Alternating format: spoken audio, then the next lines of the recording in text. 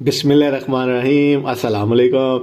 ये जी कंपनी के नए तर्जुमान के रूटीन में वॉइस मैसेजेस आना शुरू हो गए हैं। जैसे पहले वालों को आया करते थे, अच्छी बातें की जा रही हैं। और जैसे पहले वाले यू टर्न लिया करते थे, तो इन्होंने भी पहला यू टर्न ले लिया है। क्या स्टोरी है वो आज की वीडियो में देख लेते हैं। हुआ ये कि जी जब इनका पहला बयान आया तो उसमें इन्होंने एक डेडलाइन दी और वो मजलिस शूरा की तरफ से दी गई थी। और वो ये था कि जी 31 दिसंबर की मजलिस ने सीईओ साहब को डेट दे दिया कि पैसे वापस किए जाएं। और साथ ये कहा गया कि जी आप लोगों ने इतना इंतजार कर लिया तो 2 महीने और इंतजार कर लें। इससे जो तासुर गया वो ये था कि मजलिस शूरा, जिसका उससे पहले किसी को पता भी नहीं था कि वो क्या है, वो पैसे वापस करने के लिए 31 दिसंबर तक की इंतजार करेगी। उसके बाद वो कोई भी कॉल दे सकते हैं, कोई भी एक्शन जो है वो इन्वेस्टर्स के लिए कर सकते हैं। तो लोग खुश हो गए कि जी 31 दिसंबर के बाद हो सकता है कि जी हमें पैसे वापस लेने के लिए मजलिस कुछ भी कर सकती है। और सीईओ साहब के ऊपर प्रेशर डाला जा रहा है। अब जो उनका लेटेस्ट बयान आया है वो ये है कि जी 31 दिसंबर की जो डेट है वो तो लीगल टीम की तरफ से दी गई है। यानी कि ये डेट कोई डेडलाइन नहीं है, ना ये कोई वार्निंग है जो जिसका तासुर दिया जा रहा था। ये तो लीगल टीम की तरफ से एक डेट है कि जी आपके अकाउंट इस तारीख तक खुल जाएंगे।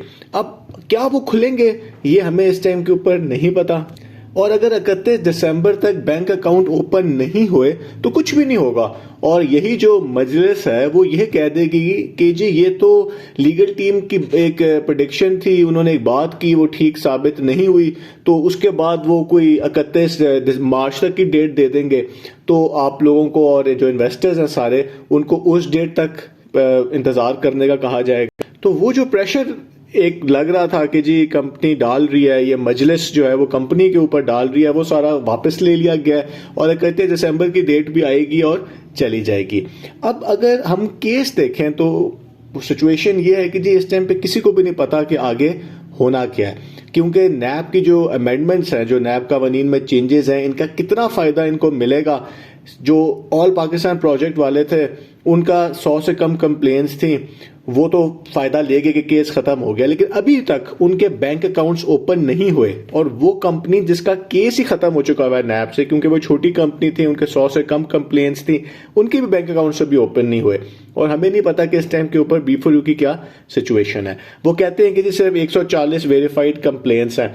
अगर ऐसा है तो वो तो 40 लोगों को खुद पैसे दे के भी अपनी कंप्लेंट्स खत्म करा सकते हैं, लेकिन अभी तक ऐसा हमें नहीं पता कि उन्होंने किया है या नहीं किया। तो इसमें काफी टाइम लग सकता है, आगे क्या होता है। लेकिन जो मेन बात है वो ये है कि जो एक इंप्रेशन दिया जा रहा था कि जी 31 दिसंबर की डेट का, वो खत्म कर दिया गया। तो चलें देखते हैं कि जी आगे क्या अपडेट आती है। बहुत बहुत शुक्रिया।